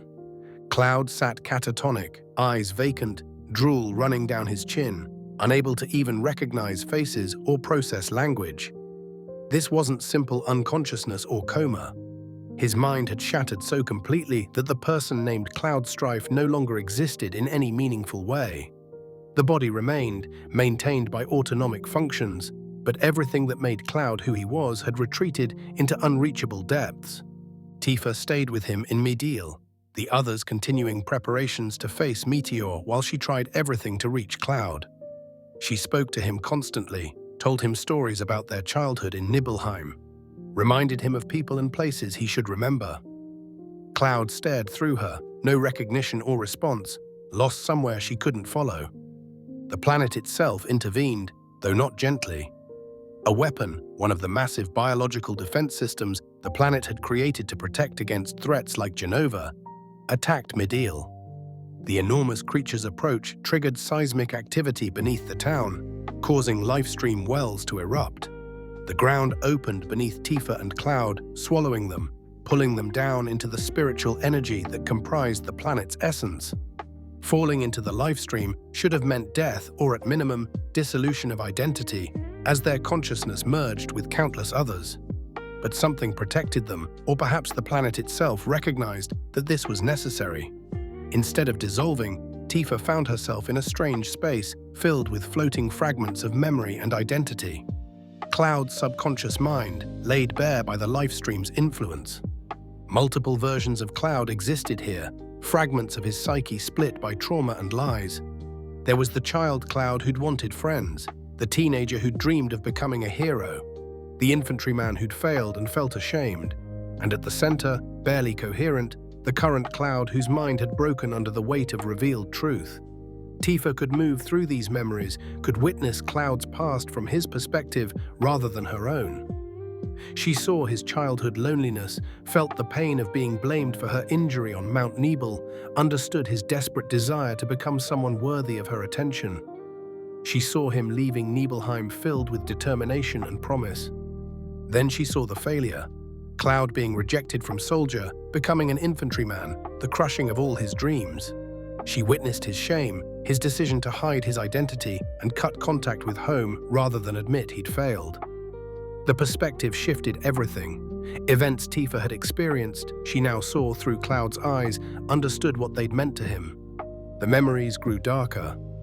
She saw the return to Nibelheim, Cloud hiding behind his helmet, witnessing the Nibelheim incident without being able to participate as anything but an anonymous soldier.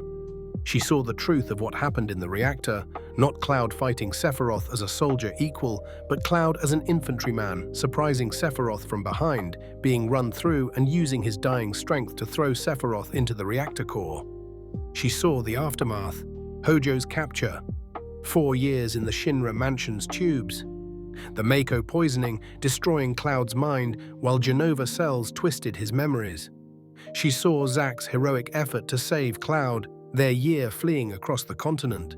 She witnessed Zack's last stand, his death while protecting his catatonic friend. And finally, she saw how Cloud's false identity had formed. When Tifa had found him at Sector 7's train station, when she'd recognized her childhood friend, the Genova cells had reacted to her presence and memories. They'd reached out, mimicking, creating a persona that matched what she expected to find. Cloud's desperate desire to be someone significant, combined with Zack's stories, Tifa's memories, and the Genova cell's mimicry abilities to construct the false soldier identity.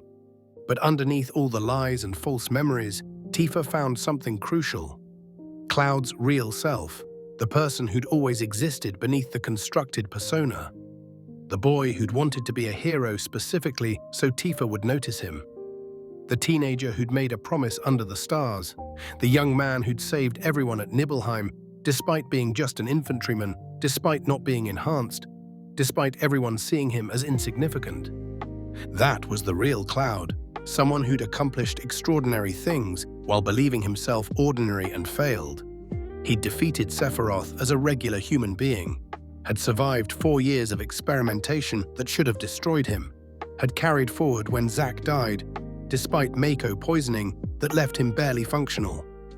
He'd saved the world once already, before the false persona even formed, and no one including Cloud himself had known it. Tifa called to that real Cloud, helped him remember not the lies but the truth. She showed him evidence that couldn't be fabricated, memories only they shared, details about their childhood that no one else could know. She proved to Cloud that he existed, that he was real, that the foundation of his identity wasn't false, even if the soldier persona had been. Slowly, painfully, the fragments of Cloud's psyche began reassembling. The false persona dissolved, no longer needed now that the truth was known. But the real Cloud emerged from beneath it, not the cool, indifferent mercenary who claimed not to care, but someone more genuine and complex. Someone who cared deeply, perhaps too much. Who'd constructed emotional armor because caring hurt when you felt you'd failed everyone who mattered. The multiple versions of Cloud throughout his life, the child, the teenager, the infantryman, the survivor, merged into a single coherent identity. He was all of them, had always been all of them. The experiences were his own, even when the interpretation had been wrong. He'd lived through everything, even if he'd misunderstood some of it while his mind was broken. Cloud and Tifa emerged from the livestream together, surfacing in the ruins of Mideel. Cloud woke with his memories restored, his identity intact, his understanding of himself fundamentally altered, but finally based on truth. He remembered Zack now, mourned his friend properly for the first time since that cliff outside Midgar. He remembered Aerith, understood how the Genova cells had connected them, grieved what she'd represented. Most importantly, he remembered himself. Not a former soldier first class, but Cloud Strife of Nibelheim. Someone who tried to become a hero through conventional means and failed, then became a hero anyway through unexpected paths. Someone who'd saved lives, protected friends, accomplished extraordinary things while believing himself ordinary. The false confidence was gone, replaced by something more genuine. Cloud no longer pretended to be unaffected by events, no longer hid behind a constructed persona's emotional armor. He felt things, acknowledged caring about his friends, accepted his own capacity for pain and loss. Paradoxically, this made him stronger, not weaker. The lies had made him brittle, ready to shatter when challenged. Truth made him resilient, able to bend under pressure without breaking. Cloud returned to his companions a changed person. They saw it immediately in how he carried himself, how he spoke, how he interacted with them. The distance was gone, replaced by genuine warmth and concern. He thanked them for not giving up on him, apologized for his earlier behavior when the false persona had made him difficult and distant. He explained everything, who he really was, what had happened at Nibelheim, how his identity had become confused. The revelation could have broken their trust. Learning that Cloud hadn't been who he claimed, that his supposed soldier credentials were fabricated, might have made them question whether he could still lead or fight effectively. Instead, they rallied around him. Barrett, who'd once distrusted Cloud because of his soldier claims, now respected him more for having fought alongside them as just a regular person. Tifa's support was absolute. She'd seen everything in his mind, understood the truth completely, believed in the real Cloud more than she'd ever believed in the fake one. The situation demanded unity, regardless of personal revelations. Meteor was approaching, growing larger in the sky with each passing day. Shinra's attempts to stop it with Mako cannons and their own weapon systems had failed. The planet's weapons had awakened and were attacking both Shinra installations and population centers indiscriminately, seeing all humans as threats. The world was descending into chaos as people realized extinction loomed. Holy, which Aerith had cast before her death, still hadn't manifested. The white materia glowed somewhere in the northern crater's depths, the spell ready to activate, but Sephiroth's will continued holding it back. As long as he existed in the livestream, as long as his consciousness maintained control over portions of the planet's spiritual energy, Holy couldn't function to repel Meteor. The solution was clear, even if the path wasn't. They had to kill Sephiroth, not the illusions and Genova fragments they'd been fighting, but Sephiroth himself, his true consciousness, his actual existence within the livestream and at the northern crater's heart. Only by destroying him completely could Holy be freed to counter Meteor. The party returned to the northern crater, better prepared and with clearer purpose than their previous attempt. The descent into its depths was harrowing, fighting through powerful enemies and environmental hazards that tested them to their limits. But Cloud led them forward with new confidence, born from accepting truth rather than hiding behind lies. They found Sephiroth in the crater's deepest chamber, though Sephiroth was perhaps inaccurate at this point. He'd merged with Genova's essence, become something beyond what he'd been as simply a soldier. He was attempting to transcend physical form entirely, to become one with the lifestream itself, to absorb the planet's power and use it as a vessel for cosmic travel. In doing so, he'd create something called Bizarro Sephiroth. Then after that was defeated, Safer Sephiroth, increasingly abstract forms that represented Sephiroth shedding his humanity entirely. The battle was apocalyptic.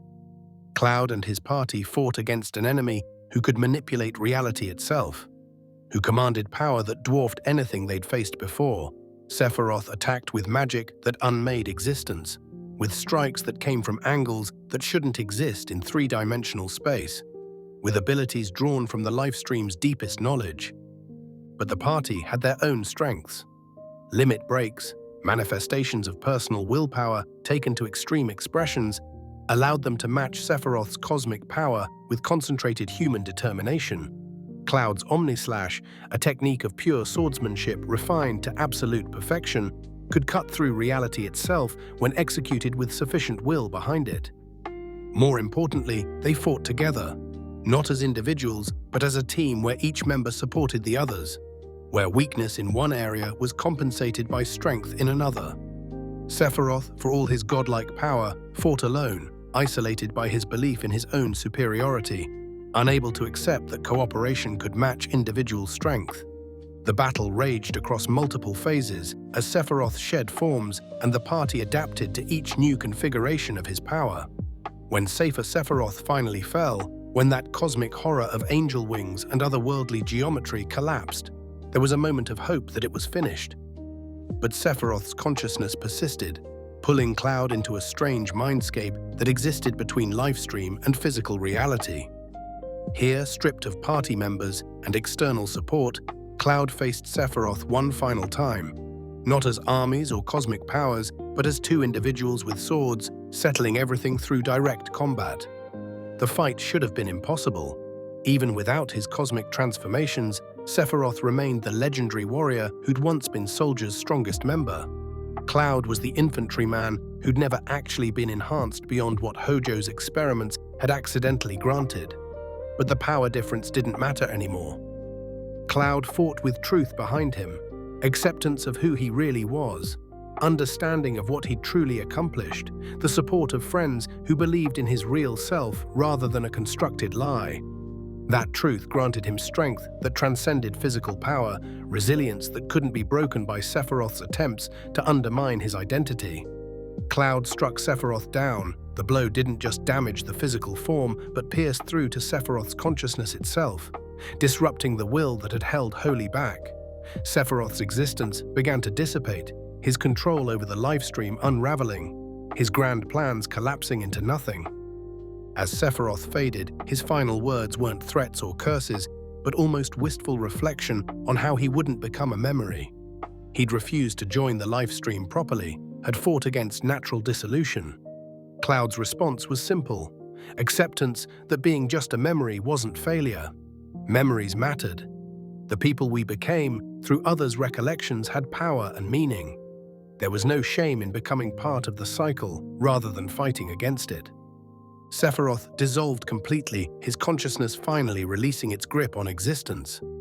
Back in physical space, in the northern crater's depths, the party felt the shift immediately.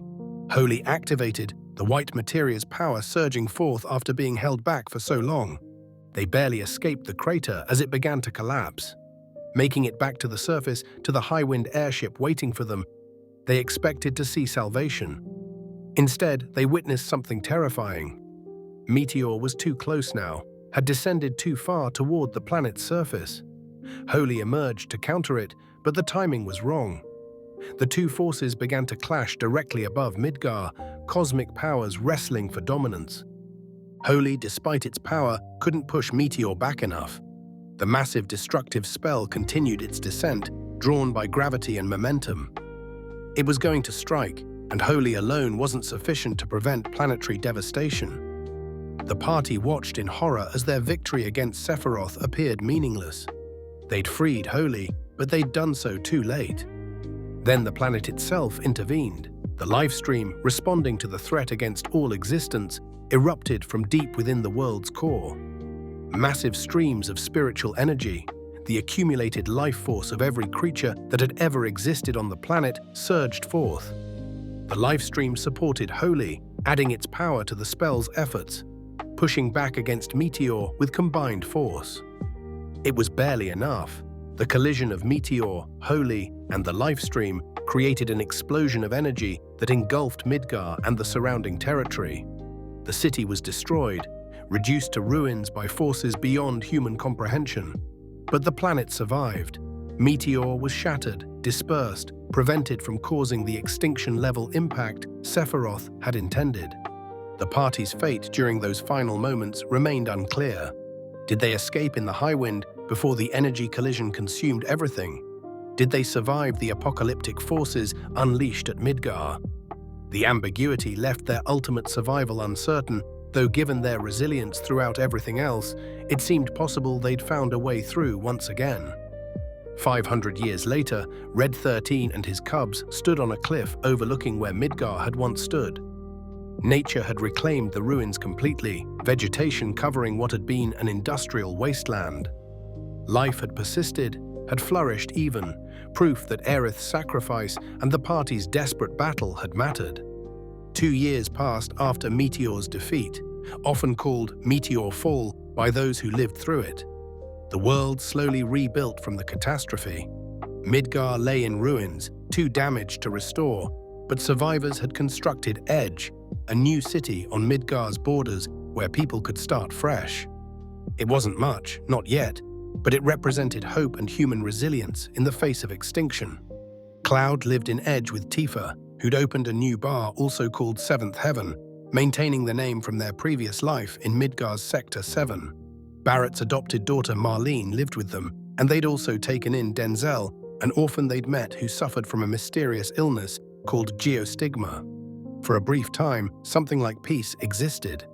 Cloud founded the Strife delivery service, using his motorcycle to courier packages across the recovering world. It was honest work, simple, removed from the cosmic battles and identity crises of the past.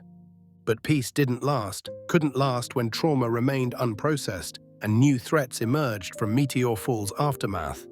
Geostigma, the illness afflicting Denzel and others, wasn't a natural disease, but a plague created by Sephiroth's lingering influence in the lifestream. Those who'd come into direct contact with the lifestream during Meteor Fall contracted it, their immune systems attacking Genova cells that had infected the planet's spiritual energy.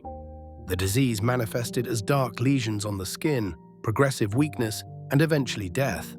Cloud contracted geostigma himself while searching for a cure for Denzel. The diagnosis devastated him, bringing back every failure and loss he'd experienced. He'd saved the world from Meteor, had finally understood his real identity, and found peace with it. But now he was dying of a disease he couldn't fight with a sword. Worse, he felt guilt consuming him again. Guilt over Aerith's death, which he blamed himself for despite Sephiroth being the actual murderer, and guilt over Zack's death, feeling he should have been strong enough to save his friend on that cliff. The guilt became unbearable. Cloud began distancing himself from Tifa, Marlene, and Denzel, spending more time away on delivery jobs, avoiding the family he'd built. When his geostigma worsened, he moved out entirely, secretly living in Aerith's church in Sector 5's slums, waiting to die away from everyone he cared about. He convinced himself he was protecting them, that his presence would only bring pain, that they'd be better off without him. But isolation wasn't protection, and Cloud's martyrdom was just another form of running from problems he didn't know how to handle. Tifa confronted him about this during one particularly tense phone conversation, telling him he needed to forgive himself, needed to stop using his guilt as an excuse to abandon those who cared about him. Cloud couldn't accept this. He couldn't see past his perceived failures to recognize that everyone who knew him wanted him present despite his flaws. Then 3 figures appeared, changing everything. Kadaj, Loz, and Yazoo, young men with silver hair and green cat-like eyes, all wearing black leather and riding motorcycles. They called themselves the remnants of Sephiroth, manifestations of his lingering will that had taken physical form following his dispersal. They were incomplete, fragments of what Sephiroth had been, and they sought to become complete by reuniting with their mother, Genova, whose preserved head remained after all other pieces had been destroyed. The remnants kidnapped children afflicted with geostigma, including Denzel and Marlene, taking them to the Forgotten City with promises of a cure. Their real plan was to use the children's Genova-infected cells to locate where Genova's head was hidden. Shinra, or rather what remained of the company under Rufus Shinra's leadership, possessed the head, keeping it from those who might misuse it. Kadaj's actions forced Cloud out of his self-imposed isolation. He couldn't hide in the church while children, including those under his care, were being manipulated by Sephiroth's remnants. The confrontation with Kadaj and his brothers was brutal. Cloud, weakened by geostigma, initially struggled against opponents who possessed strength derived directly from Sephiroth's essence. During the battle at the ruins of Midgar, where Kadaj had summoned the massive creature Bahamut Sin to terrorize Edge, Cloud's old companions arrived to help. Tifa, Barrett, Sid, Yuffie, Vincent, Red Ducky Teen, and even Kate Sith appeared, each contributing to the battle against the monster. Their coordinated assault, combined with Cloud's final strike, destroyed Bahamut and demonstrated that the bonds formed during their journey hadn't weakened despite 2 years apart. The chase that followed took Cloud and Kadaj through Midgar's ruins, eventually reaching Aerith's church. There, miracle occurred. Water infused with the life stream's pure energy erupted from beneath the church's floorboards, flowing through the area where Aerith's flowers grew. This healing water, provided by Aerith's influence from within the life stream, cured Cloud's geostigma instantly. The dark lesions faded, strength returned, and Cloud stood healed of the illness that had been slowly killing him. But the water harmed Kadaj, who was fundamentally of Sephiroth's essence. He fled to the ruins of Shinra headquarters, where Rufus had been keeping Jenova's head. Through a combination of trickery and persistence, Kadaj obtained the remains. With no other option, he absorbed Jenova's head into his own body, completing the reunion that the remnants had sought. Kadaj transformed, his body reshaping into a familiar form. Silver hair lengthening, features sharpening, black wing erupting from his back. Sephiroth stood before Cloud once more, resurrected through Kadaj's sacrifice, his consciousness returning from the lifestream where it had persisted despite his defeat 2 years prior. The battle between Cloud and Sephiroth that followed was intimate and brutal. They fought through the ruins of Midgar, across rooftops and through burning structures, neither willing to give ground. Sephiroth's taunts during the battle cut deeper than his blade, asking Cloud what he cherished most so Sephiroth could take it away. Cloud's response, that he cherished everything, represented growth from the person who'd once claimed not to care about anything. Cloud ultimately won through use of Omni/Slash version 5, a refinement of his ultimate technique that struck with enough force to pierce even Sephiroth's resurrected form. The legendary warrior fell, his body reverting to Kadaj as Sephiroth's consciousness dissipated once more. Kadaj died from the wounds his borrowed body had sustained, calling for his mother as he faded, a tragic figure who'd been manipulated by Sephiroth's lingering will into sacrificing his own existence. But Sephiroth's final plan activated even in defeat. Loz and Yazoo, the other two remnants, ambushed Cloud and shot him before detonating in a massive explosion of materia energy. Cloud should have died from the combined wounds, but once again, intervention came from beyond death. Aerith and Zack, their consciousnesses existing in the lifestream, reached out to Cloud at the moment of his potential death, granting him return to life. Cloud awakened in Aerith's church, surrounded by the healing water and his friends who'd gathered there. The water cured not just Cloud, but all those infected with geostigma, ending the plague that had afflicted the world since Meteorfall. Children who'd been dying found themselves healed, including Denzel, their suffering lifted by Aerith's gift from beyond death. In the church, Cloud glimpsed Aerith and Zack one final time. They stood together, visible only to him, offering silent encouragement and farewell. Aerith told him to stop dwelling on the past, to focus on living in the present. Zack's presence reinforced that Cloud's survival honored his memory rather than disrespected it. They'd given everything so Cloud could live, and the best way to honor their sacrifices was to actually live rather than martyring himself to grief. They departed, walking into light that represented the lifestream, calling them fully into its embrace. Cloud smiled, genuinely at peace for perhaps the first time since Meteorfall. He'd been forgiven, not by others who'd never truly blamed him, but by himself. The guilt that had defined so much of his life finally began to lift, replaced by acceptance that he'd done everything he could, that the deaths of those he'd loved weren't his fault, that he deserved to continue existing despite his perceived failures. Following the events later called Advent Children, Cloud returned fully to his life in Edge. He continued operating the Strife delivery service, but now without the emotional distance that had characterized his work before. He engaged with his deliveries not as escape but as honest profession, taking pride in reliable service and building relationships with clients. His relationship with Tifa stabilized into something healthier. The two shared a home and family in Marlene and Denzel, functioning as partners even if their precise romantic status remained somewhat ambiguous to outside observers. What mattered was mutual support, trust rebuilt after Cloud's period of isolation, and shared commitment to the children under their care. Marlene, now old enough to understand some of what had happened, appreciated Cloud's presence despite his earlier absence.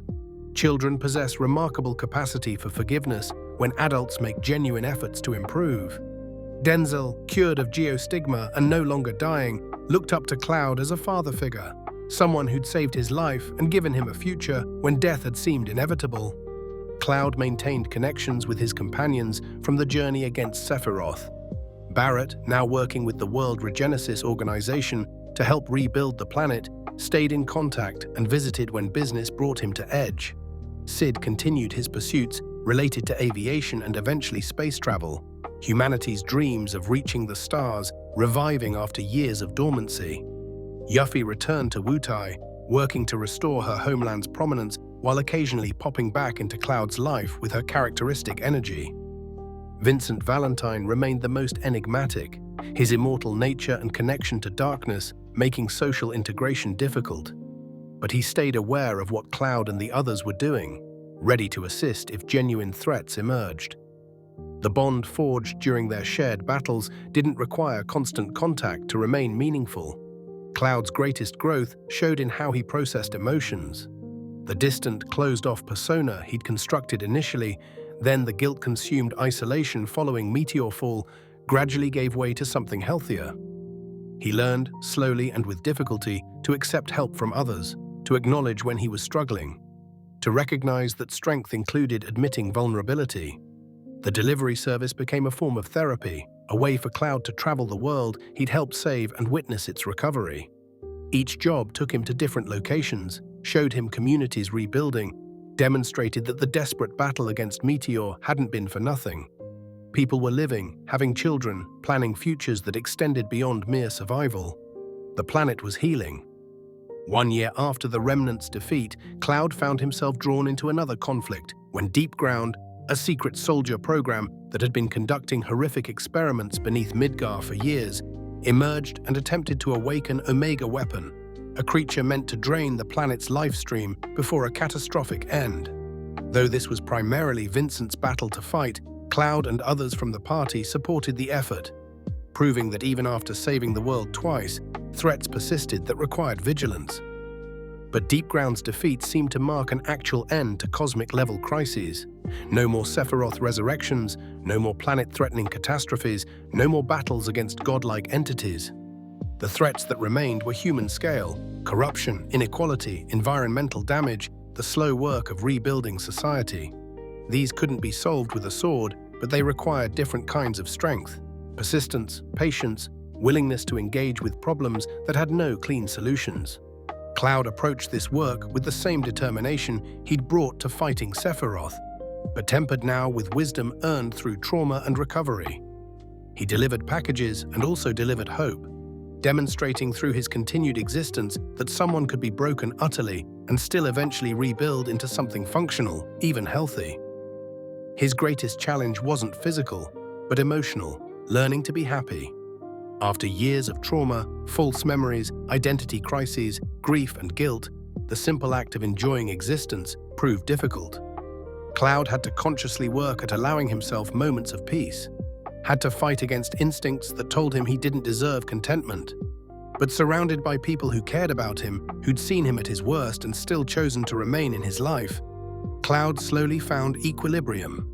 Not perfection, he still struggled with depression and guilt, still had days where the weight of past losses felt crushing, but he developed tools for coping, relationships that supported him through dark times, purpose beyond merely surviving. The Buster Sword, which Cloud had carried since Zack's death, found a new resting place. Rather than keeping it as a weapon, Cloud established it as a memorial at the cliff where Zack had fallen. The blade stood driven into earth as a monument, remembering not just Zack, but everyone who'd been lost along the way.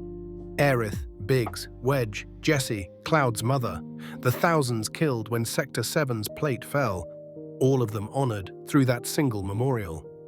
Cloud visited the memorial regularly, not to wallow in grief, but to remember. He'd learned that memory wasn't the enemy, that holding on to people who died didn't prevent living in the present. The past shaped who he was without dictating who he must remain. Zack and Aerith would want him happy, would want him building a life worth living, would want him honoring their sacrifices through joy as much as through remembrance. This became Cloud's final identity, not the soldier he'd pretended to be, not the failed infantryman who'd felt worthless, not the guilt-consumed martyr who'd isolated himself after meteor fall. Simply Cloud Strife, someone who'd experienced extraordinary hardship and trauma, who'd been broken and remade, who'd saved the world while barely able to save himself, who continued forward despite everything, because that's what the people he'd loved would have wanted. It wasn't a grand ending, no dramatic final battle or cosmic resolution, just a man living in a recovering world, doing his best, supported by friends and family, slowly learning to forgive himself for being human. In its way, that was more heroic than any battle against Sephiroth. The quiet courage required to face each day despite trauma, to choose hope when despair offered easier refuge, to build meaningful life from the ashes of everything that had been lost. And every time Cloud delivered a package, every time he returned to the family waiting in Edge, every time he allowed himself a moment of genuine happiness, he honored everyone who died so he could have that chance. The living legacy Zack had spoken of wasn't about Cloud becoming a famous hero. It was about Cloud living fully, authentically, without hiding behind false personas or succumbing to grief. That was the real victory, the true saving of the world, not just preserving physical existence, but making that existence worth preserving. If you enjoyed learning about the complete story of Cloud Strife from Final Fantasy VII, please consider liking this video and subscribing to Lore Save Point. There's so much more to explore in this incredible universe, and your support helps make these deep dives possible. Thanks for watching, and I'll see you in the next video.